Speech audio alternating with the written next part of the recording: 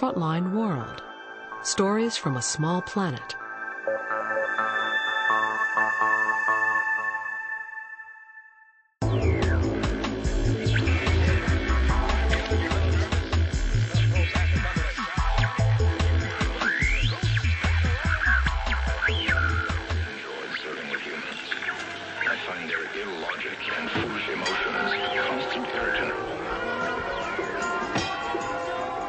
Bhutan is a Himalayan kingdom tucked between China and India. A seemingly magical place that has for centuries secluded itself from the rest of the world. A place with no traffic lights and no fast food chains. A country with more monks than soldiers, where it's law to wear traditional dress in public places. This tiny country of less than 1 million people has guarded its culture from outside influence.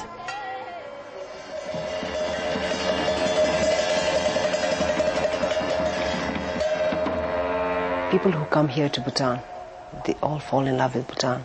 Why? Because we have a beautiful country, we have a rich tradition, rich culture, unspoiled. People who travel to Bhutan cannot believe that there is a country still left in the world which is almost untouched. And time and again, they've always told me, they said, don't bring television into the country. Oh, shoo. Cable is thin. But in June 1999, Bhutan did bring television into the country. After years of cultural protectionism, TV was legalized by royal decree. The last place on earth to hook up to the box. We found the man who the Bhutanese call the cable guy, Rinzi Dorji. Just a few years ago, he hardly knew how a television worked. I thought, how is it possible that pictures were just coming out there without any tape being played there? Then, of course, I tried to find out how it was coming and this, that. Then I said, it is a wonderful technology that broadcasting from somewhere else and that everybody could see on the television set. We are tuning the TV. It's fine. You don't want to accept that.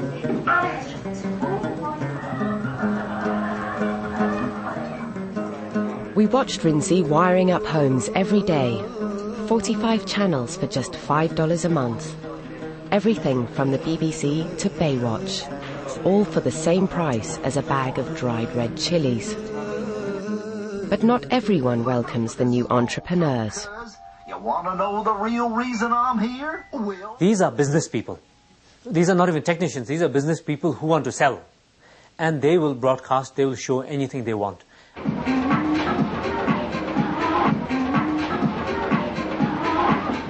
There are good things as well as bad things.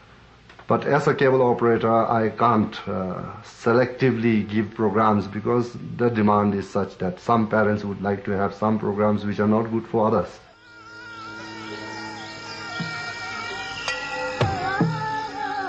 Rinzi invited us to his family home. In the backyard, 5 satellite dishes receive signals from all over the world. Beneath the living room, racks of receivers and decks have taken the place of traditional livestock. The family home has become central control. This setting that we have at the moment is good for 33 channels. Once we go on expanding, then we would require more space and more equipments and more racks. But Rinzi's mother-in-law was skeptical. I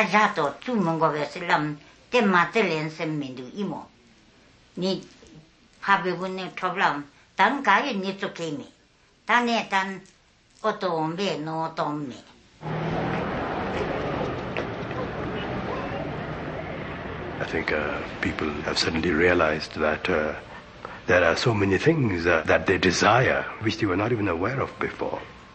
And the truth is that most of these television channels are commercially driven. And so the Bhutanese people are, yes, driven towards consumerism. That's inevitable, and that's to some extent unfortunate, but inevitable.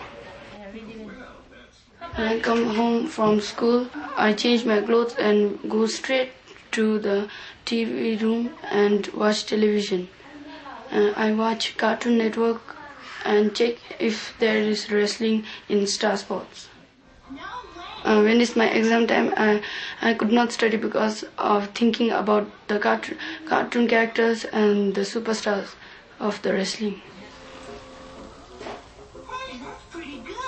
Wait till your dad TV ngarochite chira tsimchide TV omdan ngara chamchi TV ra tadio ajige MTV jawachin mu ngayer lok tira tsum cartoon ne kutko ta phagi neretate wa ta phakate bar ne nam samne nem duna nam man jo jepun jeni ne sem de tero pocho alo to de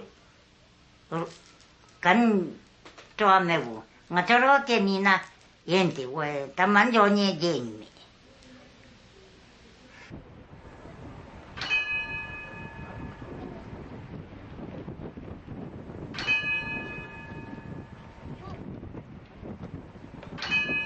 Television introduced only last year. Everybody, one thing is curious to see what is happening. They have never seen the special monk, they have never seen the television in their life. So they're curious, very much curious to know what is that. I noticed that last week when I was with my brother and watching television, so sometimes I forget my prayer things so sometimes it's disturbing this kinds of TV. So I thought maybe better not to have myself.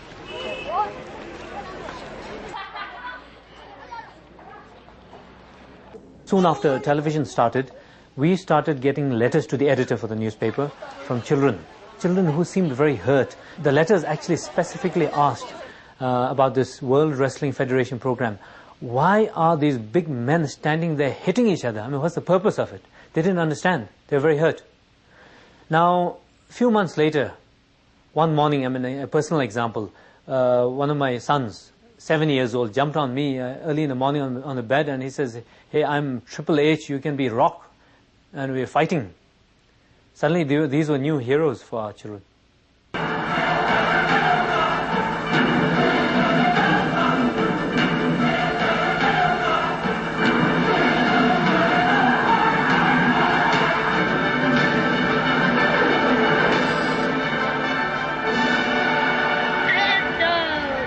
Championship.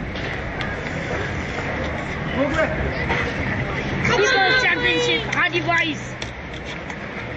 Rock.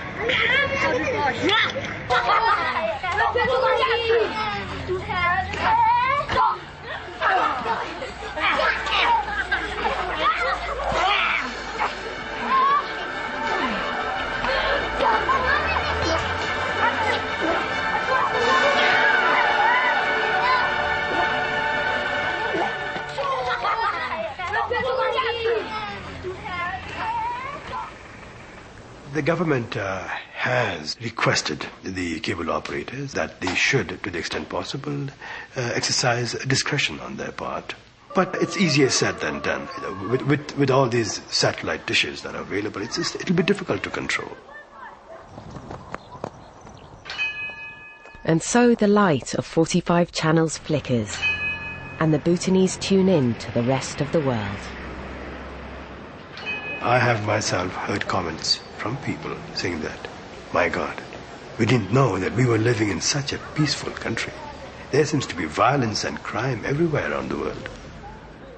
So in a way, the positive thing is that Bhutanese people realize how good a life they are living in this country.